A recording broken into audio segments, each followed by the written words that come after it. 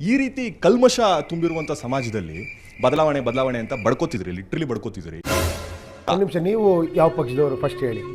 ಕಾಂಗ್ರೆಸ್. ನೀವು ಏನಕ್ಕೆ ಇಲ್ಲಿದ್ದೀರಾ? First of all ನಿಮ್ಮ ಕೈ ಏನು ಹೇಳುತ್ತೆ? ನಿಮ್ದೊಂದು ಪಕ್ಷ, ನೀವು ಜನನ ಉದ್ಧಾರ ಮಾಡಕ್ಕೆ ಬಂದಿದ್ದೀರಾ. ಇಲ್ಲಿ ಜನನ್ನೇ ಬೈತಾ ಇದ್ದೀರಾ ನೀವು, ಜನನೇ ಸರಿ ಇಲ್ಲ ಅಂತ. ಇನ್ನೇನು ಉದ್ಧಾರ ಮಾಡ್ತೀರಾ ನೀವು? ನಾನು ಜನ ಅಲ್ವಾ ಸರ್? ನನ್ನನ್ನು ನಾನು ಬೈಕೋತಿದ್ದೀನಿ. ನೀವು ಸರಿ ಮಾಡ್ಕೊಳ್ಳಿ ಅಷ್ಟೇ, ನನ್ನ ನೀವು ಕ್ವಶನ್ ಕೇಳಬಾರ್ದು. ನೀವು ಸರಿ ಮಾಡ್ಕೊಳ್ಳಿ ಅಷ್ಟೇ, ನನ್ನ ನೀವು ಕ್ವಶನ್ ಕೇಳಬಾರ್ದು.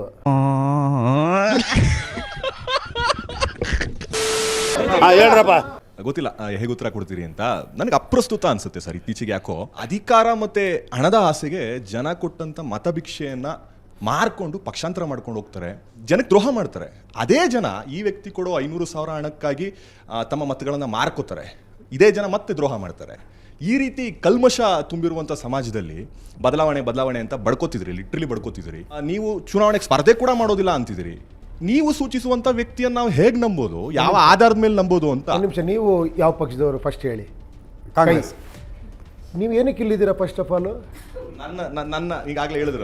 ಒಂದು ನಿಮಿಷ, ನೀವು ನಿಮ್ಮ ಕೈ ಏನು ಹೇಳುತ್ತೆ? ನಿಮ್ದೊಂದು ಪಕ್ಷ, ನೀವು ಜನನ ಉದ್ಧಾರ ಮಾಡಕ್ಕೆ ಬಂದಿದ್ದೀರಾ. ಇಲ್ಲಿ ಜನನ್ನೇ ಬೈತಾ ಇದ್ದೀರಾ ನೀವು, ಜನನೇ ಸರಿ ಇಲ್ಲ ಅಂತ. ಇನ್ನೇನು ಉದ್ಧಾರ ಮಾಡ್ತೀರಾ ನೀವು? ನಾನು ಜನ ಅಲ್ವಾ ಸರ್? ನನ್ನನ್ನು ನಾನು ಬೈಕೋತಿದ್ದೀನಿ. ನೀವು ಸರಿ ಮಾಡ್ಕೊಳ್ಳಿ ಅಷ್ಟೇ, ನನ್ನ ನೀವು ಕ್ವಶನ್ ಕೇಳಬಾರ್ದು.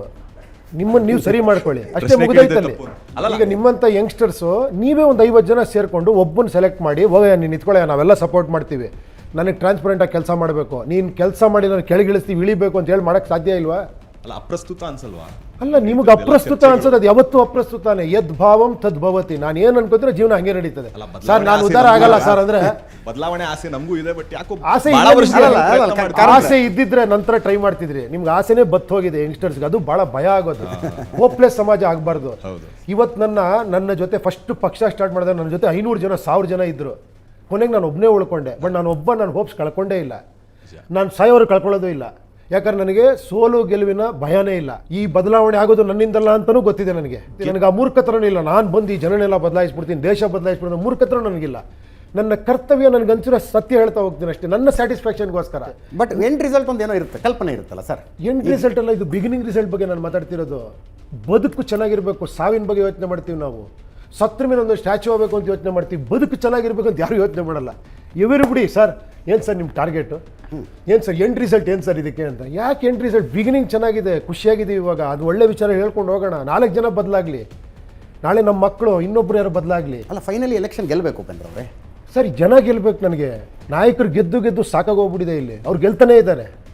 ಜನ ಯಾವಾಗ ಸರ್ ಗೆಲ್ಲೋದು? ಮತದಾರರು ಗೆಲ್ಬೇಕು. ಇಲ್ಲಿ ಸೈದ್ಧಾಂತಿಕ ಚರ್ಚೆಗಳು ಭಾಳ ಆಗೋಯ್ತು ಇಷ್ಟೊತ್ತು, ಎಲ್ಲ ನಗಾಡಿದ್ವಿ, ಖುಷಿ ಆಯಿತು. ಪ್ರಾಕ್ಟಿಕಲಿ ಒಂದು ಉತ್ತರ ಬೇಕು ನನಗೆ. ಶಿಕ್ಷಣ, ಉಚಿತ ಶಿಕ್ಷಣ ಅಥವಾ ಉಚಿತ ಆರೋಗ್ಯ ವ್ಯವಸ್ಥೆ ಬಗ್ಗೆ ಒಂದು ಕಲ್ಪನೆ ಇರಬೇಕು. ನೀವು ಹೇಳಿದ್ರಿ ಅಷ್ಟೊತ್ತಿಂದ ಕಲ್ಪನೆ ಇರಬೇಕು ಅಂತ.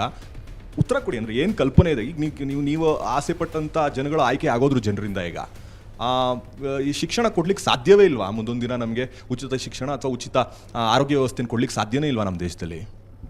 ಸರ್ ಯಾರನ್ನು ಕೇಳ್ತಾ ಇದ್ದೀರಾ ನೀವು?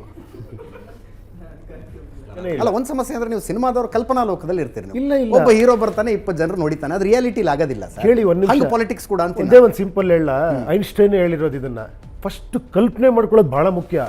ಓಕೆ, ಕಲ್ಪನೆ ಮಾಡ್ಕೊಂಡ್ರ ಮೇಲೆ ಒಂದು ದಾರಿ ಸಿಗುತ್ತೆ. ಅದಕ್ಕೆ ಕಲ್ಪನೆ ಮಾಡ್ಕೊಳ್ಳಿಲ್ಲ ಅಂದ್ರೆ ದಾರಿನೂ ಸಿಗಲ್ಲ, ನಡೆಯೋದು ಇಲ್ಲ ಮುಂದೆ. ಅದಕ್ಕೆ ಫಸ್ಟ್ ಡೇ ಇದು ಹೇಳ್ತಿರೋದು. ಏನೋ ಅದೊಂದು ಯಾವುದೋ ಒಂದು ಡೈಲಾಗ್ ಚೆನ್ನಾಗಿ ಬಂದಿತ್ತು ಅವಾಗ. ಹೇಳಿ ಮತ್ತೆ ಸಿನಿಮಾ ಅಂತೀರ ನೀವು. ಹೇಳಿ. ನನಗೇನು ಗೊತ್ತಿಲ್ಲ, ನಾನೇನು ಮಾಡಲ್ಲ, ನೀವು ಹೇಳೋದು ಬಿಟ್ಟು ಅನ್ನೋದು ಪ್ರಜಾಕೀಯ. ನನಗೆಲ್ಲ ಗೊತ್ತು, ನಾನೆಲ್ಲ ಮಾಡ್ತೀನಿ, ನೀವು ಹೇಳೋದು ಬಿಟ್ಟು ಅನ್ನೋದು ರಾಜಕೀಯ. ಓಕೆ. ನಾನು ಫಸ್ಟ್ ಯೋಚನೆ ಪ್ರಣಾಳಿಕೆ ಹೇಳಿ.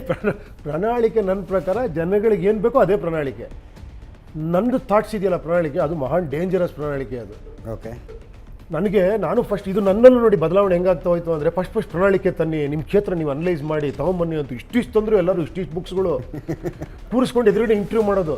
ಸರ್ ನಮ್ಮಲ್ಲಿ ಗಿಳಿಗಳು ಬರುತ್ತೆ ಸರ್, ಅಲ್ಲೊಂದು ಪಾರ್ಕ್ ಮಾಡಬೇಕು ಅಂತ. ಏನು ಸರ್ ಇಲ್ಲೊಂದು ಹೊಂಡ ಹೋಗುತ್ತೆ ಸರ್, ಅಲ್ಲೊಂದು ಟನಲ್ ಮಾಡಬೇಕು. ಅಲ್ಲ ಬಡ್ಜೆಟ್ ಎಷ್ಟಿದೆ ಗೊತ್ತಾ ಸರ್? ಬರುತ್ತೆ ಸರ್ ಬಡ್ಜೆಟಾಗಿ. ಕೊನೆಗೆ ಒಂದು ಆ ಜನನ ಕೇಳಿದರೆ ನಿಮ್ಗೆ ಏನು ಬೇಕು ಅಂತ. ಪಾಪ ಅಲ್ಲಿ ನಿಜವಾಳು ಮಕ್ಕಳಿಗೆ ಒಂದು ಅದ್ಭುತವಾದ ಶಾಲೆ ಬೇಕಾಗಿರುತ್ತೆ. ಅಲ್ಲಿ ಯಾವುದೋ ಒಂದು ಮೆಡಿಕಲ್ ಪ್ರಾಬ್ಲಮ್ ಇರುತ್ತೆ, ಅಲ್ಲಿ ಯಾವುದೋ ಬಸ್ ಟ್ರಾನ್ಸ್ಪೋರ್ಟೇಷನ್ ಇಲ್ಲ, ಒಂದು ರಸ್ತೆ ಬೇಕಾಗಿರುತ್ತೆ. ನಾವು ಜನನ ಕೇಳೋದೇ ಬಿಟ್ಬಿಟ್ಟಿದ್ದೀವಿ. ಹೆಸರು ಪ್ರಜಾಪ್ರಭುತ್ವ ರಾಷ್ಟ್ರ ನಮ್ಮದು. ಏನು ಅನ್ನಿಸ್ತಾ ಇದೆ ಇವತ್ತಿನ ರಾಜಕಾರಣವನ್ನು ನೋಡ್ತಾ ಇದ್ದರೆ? ಏನೆಲ್ಲ ನಿಮಗೆ ಗೊತ್ತಿರೋದೆ, ನಾನು ಹೇಳಬೇಕಾದಂಥದ್ದು ಏನಿಲ್ಲ. ಬಾಯಲ್ಲಿ ಕೇಳಕ್ಕೆ ಚೆನ್ನಾಗಿರುತ್ತೆ. ಇಲ್ಲ, ನನ್ನ ಬಾಯಲ್ಲಿ ಪ್ರಜಾಕಾರಣ ಕೇಳಕ್ಕೆ ಚೆನ್ನಾಗಿರುತ್ತೆ. ರಾಜಕಾರಣ ಅನ್ನೋದು ಬಿಸ್ನೆಸ್ ಆಗೋಗಿದೆ. ಆ ಹಣರಹಿತವಾದಂಥ ಒಂದು ವ್ಯವಸ್ಥೆ ಬರಬೇಕಿಲ್ಲಿ. ಹೆಂಗೆ ಸಾಧ್ಯ ಅದು? ಹಣ ಇಲ್ಲದೆ ತಲುಪೋದಕ್ಕೆ ಹೆಂಗೆ ಸಾಧ್ಯ? ಎಲ್ಲ ಕಮರ್ಷಿಯಲ್ ಆಗೋಗ್ಬಿಟ್ಟಿದೆ, ವ್ಯವಹಾರಿಕ ಆಗೋಗ್ಬಿಟ್ಟಿದೆ. ನೋಡೋಣ. ಯಾಕಂದ್ರೆ ಇವಾಗ ಒಂದು ಸೋಷಿಯಲ್ ಮೀಡಿಯಾ ಬಂದಿದೆ, ನಿಮ್ಮಂಥ ಅದ್ಭುತವಾದಂಥ ಏನೋ ಪತ್ರಿಕೋದ್ಯಮ ಇದೆ, ಮೀಡಿಯಾ ಇದ್ದಾವೆ, ತುಂಬ ವಿಚಾರವಂತರಿದ್ದಾರೆ. ನೋಡೋಣ, ಇದನ್ನು ಈ ಸತ್ಯನ ಬಿಡಬಾರ್ದು, ಹೇಳ್ತಾ ಹೋಗೋಣ ಅಂತ ಒಂದು ಸಣ್ಣದಾಗಿ ಸ್ಟಾರ್ಟ್ ಮಾಡಿದ್ದಷ್ಟೇ. ಆಗಲಿ, ನನಗೇನು ಇದೇನು ಅರ್ಜೆಂಟಾಗಿ ಆಗ್ಬಿಡ್ಬೇಕು ಅಂತೇನಿಲ್ಲ. ನನ್ನ ಪ್ರಕಾರ ಜನಗಳು ಇನ್ವಾಲ್ವ್ ಆದರೆ ಮಾತ್ರ ಆ ದೇಶ ಚೆನ್ನಾಗಿರುತ್ತೆ ಅಂತ ಒಂದೇ ಒಂದು. ದೇಶ ವೈಚಾರಿಕತೆಯ ರಾಷ್ಟ್ರ ಆಗಬೇಕಂದ್ರೆ ಜನ ವೈಚಾರಿಕತೆ ಜನ ಆಗಬೇಕು. ಸೊ ಆ ವಿಚಾರನ ಯಾರೊಬ್ರು ಹೇಳ್ತಾನೆ ಹೋಗಬೇಕು. ಇಲ್ಲಿ ಗೆಲುವು ಸೋಲು ಮುಖ್ಯನೇ ಇಲ್ಲ, ಈಗ ಗೆಲ್ಲಬೇಕಾದ ಮುಖ್ಯ ಪ್ರೆಸೆಂಟಲ್ಲಿ. ಫ್ಯೂಚರಲ್ಲಿ ಗೆಲ್ಲೋಕ್ಕೋಸ್ಕರ ಈಗ ತಪ್ಪು ಮಾಡಿ, ನನಗೆ ತುಂಬ ಜನ ಹೇಳ್ತಾರೆ ಗೆದ್ದು ಬಿಡ್ರಿ, ಗೆದ್ರ ಮೇಲೆ ಬದಲಾವಣೆ ಮಾಡ್ಬೋದು ಅಂತ. ಅಷ್ಟೊತ್ತಿಗೆ ನಾನೇ ಬದಲಾವಣೆ ಆಗೋಗ್ಬಿಟ್ಟಿರ್ತೀನಿ, ಅದಕ್ಕೆ ಬೇಡ. ಉಪೇಂದ್ರ ಅವರೇ, ಬದಲಾವಣೆಯನ್ನು ತಂದಂಥ ಸತ್ಪುರುಷರು ಭಾಳ ಜನ ಇದ್ದಾರೆ ಸಮಾಜದಲ್ಲಿ. ಆದರೆ ಒಂದೇನಂದರೆ ಅವರು ಆ ಬದಲಾವಣೆಗೋಸ್ಕರ ತಮ್ಮ ಲೈಫ್ ಟೈಮನ್ನು ಡೆಡಿಕೇಟ್ ಮಾಡಿಬಿಟ್ರು, ಒಂದು ಕಾಸ್ಗೋಸ್ಕರ ಡೆಡಿಕೇಟ್ ಮಾಡಿದ್ರು. ನೀವು ಹಂಗಿಲ್ಲ, ನಿಮ್ಗೊಂಥರ ಅಂದರೆ politics is part time for you ಅಂತ ಅನ್ಸುತ್ತೆ ನನಗೆ. ನೀವು ಅದನ್ನು ನಿಮಗೆ ಪಾರ್ಟ್ ಟೈಮ್ ಕೆಲಸ ಥರ ಮಾಡ್ತೀರಿ ನೀವು. ಯಾಕೆ ಏನೋ ಪಾರ್ಟ್ ಟೈಮ್ ಫುಲ್ ಟೈಮ್ ಅಂದರೆ ಅರ್ಥ ಆಗ್ತಿಲ್ಲ. ನಾನು ಫುಲ್ ಟೈಮ್ ಯೋಚನೆ ಮಾಡ್ಬೋದು, ಪಾರ್ಟ್ ಟೈಮ್ ಕೆಲಸ ಮಾಡ್ಬೋದು. ಓಕೆ, ಹಂಗೆ ನೋಡೋಕೆ ನಾನು ಫುಲ್ ಟೈಮ್ ಪೊಲಿಟಿಷಿಯನ್. ಹಾಂ, ನೀವೇ ಫುಲ್ ಟೈಮ್. ಕೇಳಿ ಹೇಳ್ತೀನಿ ಹೆಂಗೆ ಅಂತ. ಎಲೆಕ್ಷನ್ ಟೈಮಲ್ಲಿ ಮಾತ್ರ ಪ್ರಚಾರ ಮಾಡ್ತಾರೆ ಎಲ್ಲರೂ, ನಾನು ಎಲೆಕ್ಷನ್ ಮುಗಿದ ಮೇಲೂ ಪ್ರಚಾರ ಮಾಡ್ತಾ ಇರ್ತೀನಿ. ನಾನು ಎಲ್ರಿಗೂ ಒಂದೇ ರಿಕ್ವೆಸ್ಟ್ ಮಾಡೋದು. ಇವನ್ ಯಶ್ ಅವರು ಮಾತಾಡ್ತಾ ಒಂದು ಮಾತು ಹೇಳಿದ್ರು, ಯಾರೇ ಒಂದು ಹೊಸ ವಿಚಾರ ಇದ್ದಾಗ ಒಂದು 5 ನಿಮಿಷ ಕೇಳ್ರಪ್ಪ.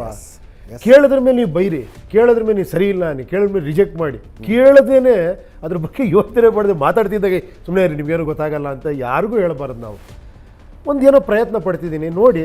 ಹಂಗಂತ ಈಗಿನ ಯುವಕರು ತುಂಬ ಜನ ಕೇಳ್ತಾ ಇದ್ದಾರೆ, ಇವಾಗ ಏನೋ ಅರ್ಥ ಮಾಡ್ಕೊತಿದ್ದಾರೆ, ಏನೋ ಟ್ರೈ ಮಾಡ್ಬೋದು ಅನ್ನೋ ಒಂದು ಹೋಪ್ಸ್ ಬರ್ತಾ ಇದೆ. ನೀವೇ ಹೇಳಿದೆ, ತಾವು ಮುಖ್ಯಮಂತ್ರಿ ಆಗುವ ಕಲ್ಪನೆ ಇಟ್ಕೊಂಡು ಪ್ರಜಾಕೀಯ ಸ್ಥಾಪನೆ ಮಾಡಿದ್ರು, ಅಥವಾ ಮುಖ್ಯ ಪಕ್ಷ ನೀವು ಸ್ಥಾಪನೆ ಮಾಡ್ಬೇಕಾರೆ ಯಾವ ಕಲ್ಪನೆ ಇಟ್ಕೊಂಡು ನೀವು ಪಕ್ಷ ಸ್ಥಾಪನೆ ಮಾಡಿದ್ರಿ? ಮುಖ್ಯಮಂತ್ರಿ ಆಗೋ ಆಸೆ ಇದೆಯಾ ಅಂತ ಒಂದು ನಿಮಿಷ. ನಾನು ಬಂದಿರೋದಿಲ್ಲಿ ರಾಜ ಆಗಬೇಕು ಅಂತ ಆಸೆ ಪಟ್ಟು, ನಾನು ರಾಜ ಅಂತ ಗೊತ್ತಿದ್ದು, ಪ್ರಜಾಪ್ರಭುತ್ವ ನಾನು ಪ್ರಜೆಯಾಗಿದ್ದರೂ ರಾಜನಾಗಿ ಬದುಕಬೇಕು ಅನ್ನೋ ಆಸೆ ಪಡ್ತೀನಿ.